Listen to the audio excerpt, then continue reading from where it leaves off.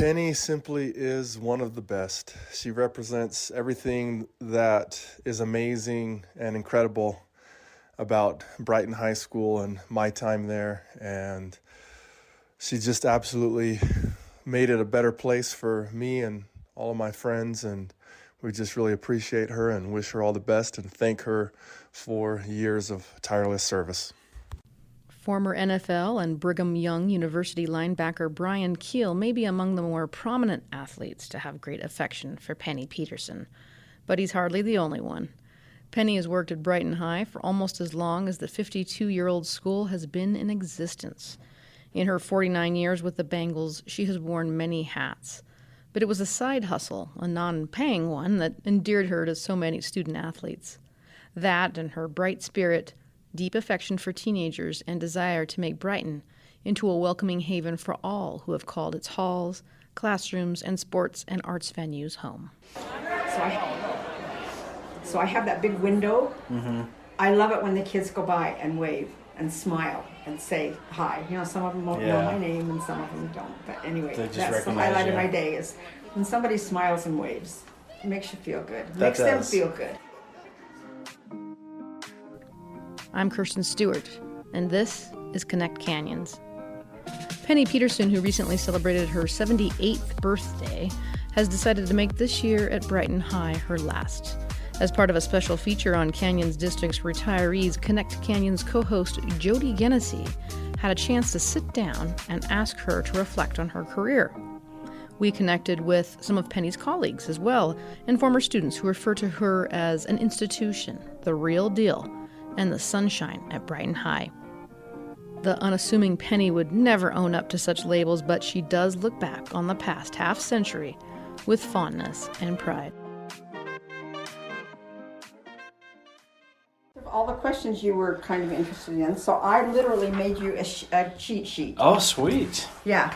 So, all right. But I need to tell you a story to make it all work out. So I thought Penny got her start at Brighton in 1972.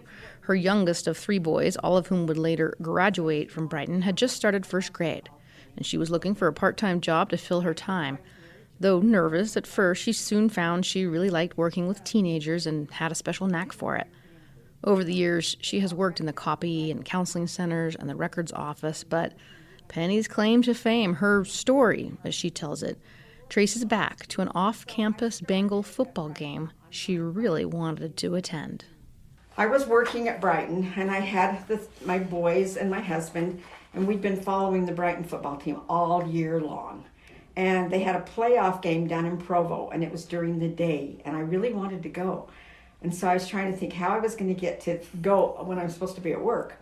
So I went down to the principal, his name was Mr. Glenn Burry at the time, and I said to him, if you'll let me go to the game, I'll take a camera and I'll take pictures of the kids playing football, and then we can put them up in one of the cases. Oh. Yeah. I thought, and I'm not a photographer, I'm not anything, I just thought, well, I can do that.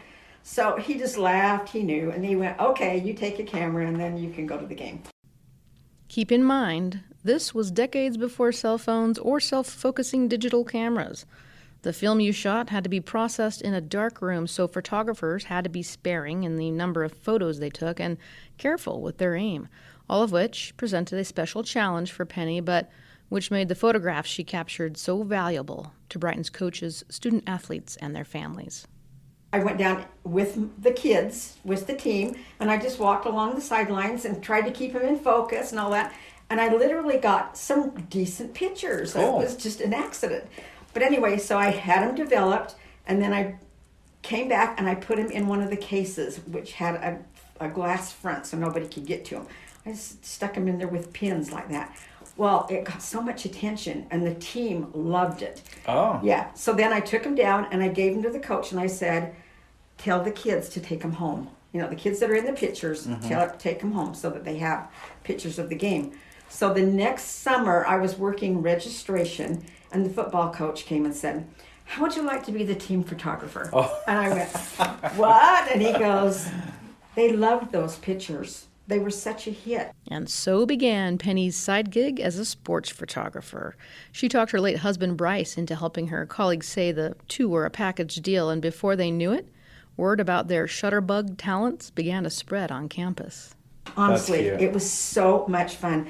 Anyway, pretty soon it just started to belong. Well, then pretty soon the wrestling coach goes, "You like football better than wrestling?" Well, maybe. We would love it if you do pictures for us. And then basketball goes, "You're doing wrestling and football and you're not doing basketball?"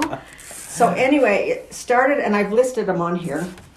I started, and we ended up doing pictures for 9 teams.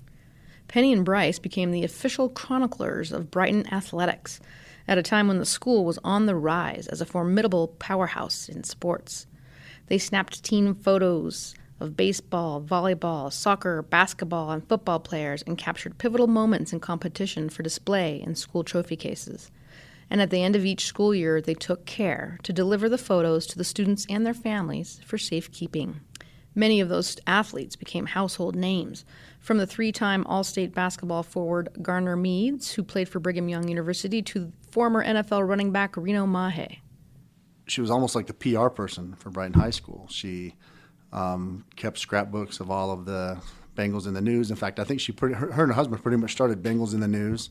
It was a billboard where we put up all of the news clippings or stories or Bengals that had done well. And this was kind of pre-social media. She was a person who put out to everybody, how our school was doing and the recognitions we were getting. And she did a great job with that.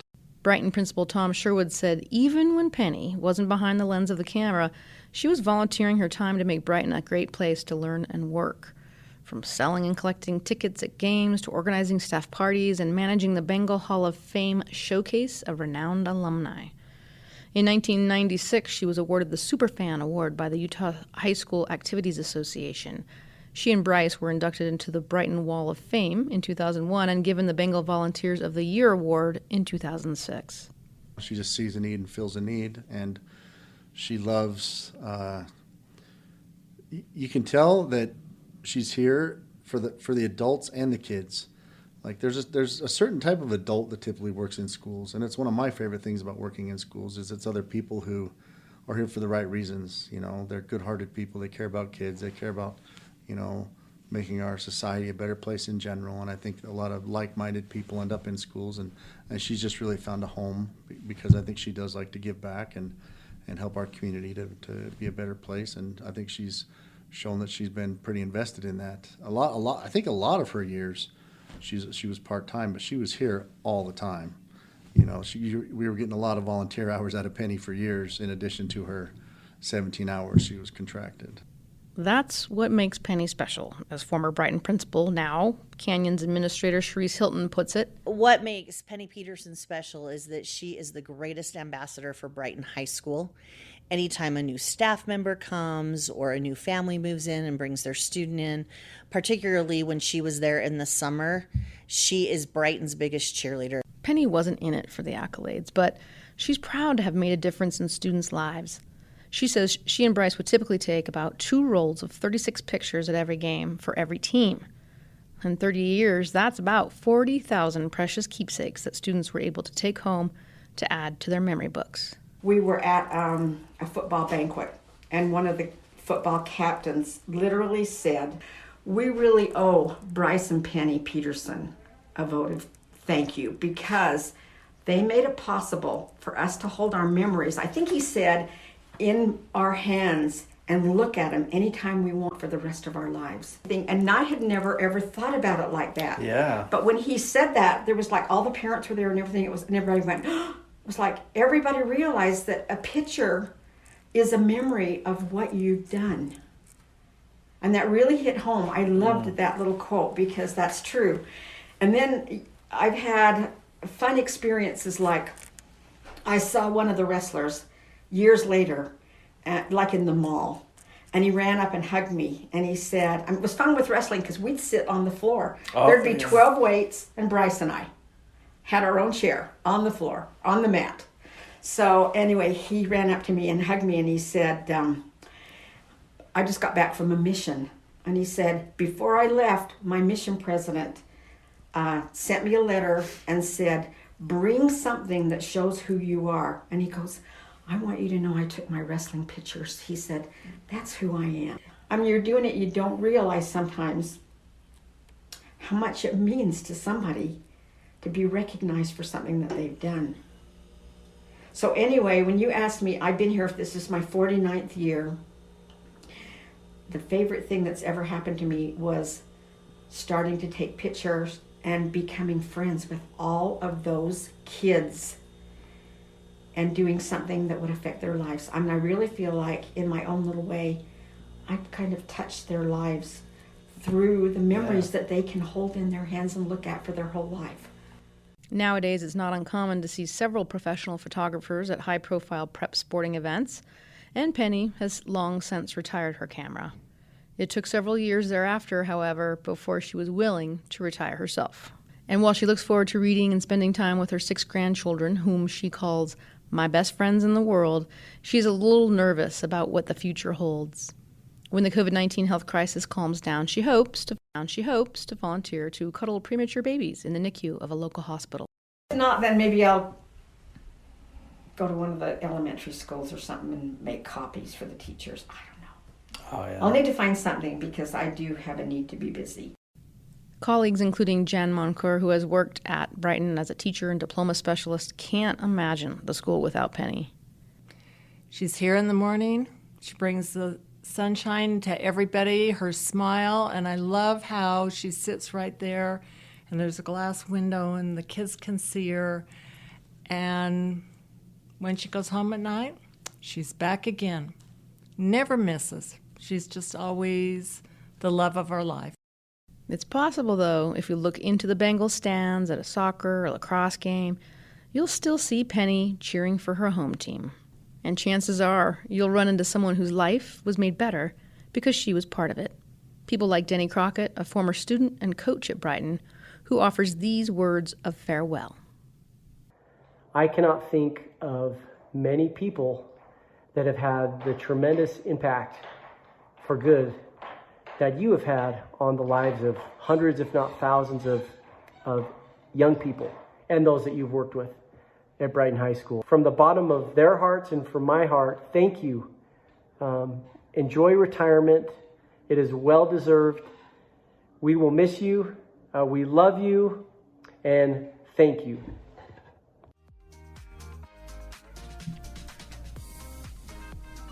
You've been listening to Connect Canyons. This episode was reported by Kirsten Stewart and edited and produced by Stephanie Christensen. Tune in next week, and if you like our storytelling, be sure to encourage a friend to subscribe.